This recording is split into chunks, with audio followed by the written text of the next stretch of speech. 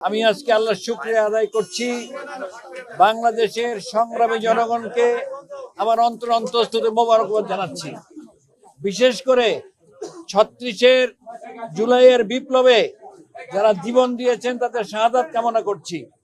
পরবর্তীতে এই সংগ্রামের অকুতোভয় যোদ্ধা ইনকিলাব মঞ্চের মুখপত্র শহীদ হাদির আত্মার মাগফিরাত কামনা করছি।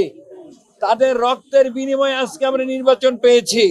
এখন পর্যন্ত যে পরিবেশ আমরা পাচ্ছি, স্বাধীনভাবে কথা বলতে পারছি, নমিনেশন পেপার সাবমিট করতে পারছি এবং একটা সুষ্ঠু প্রচার প্রত্যাশা করতে পারছি। আপনারা সাক্ষী, সাংবাদিক বন্ধুরা, ইতিহাসের সবচেয়ে বড় দর্পণ বিবেক জাতির। দেখেছেন স্বৈরাচার আমলে আপনারাও সঠিক খবরটা দিতে পারেন নাই এবং ন্যায় কথা বলতে গিয়ে বাধাপ্রাপ্ত হয়েছেন।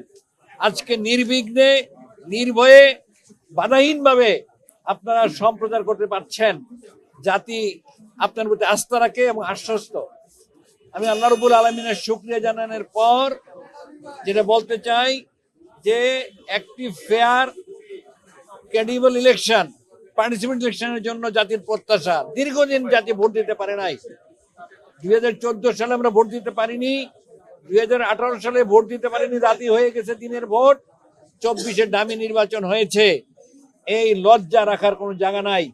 সারা বিশ্বের কাছে আমাদের ভাব মর্যাদাকে বুলণ্ঠিত করেছে। জাতি হিসাবে যে মর্যাদা ছিল তাকে অত্যন্ত লজ্জাস্কর পজিশনে ফেলেছে, কাদামাটি মেখে দিয়েছে। আমরা আশা করি এইবারে নির্বাচন উৎসব মুখর পরিবেশে পার্টিসিপেটিভ অংশগ্রহণমূলক হয়, জাতি একটা নতুন দিক নির্দেশনা পাবে।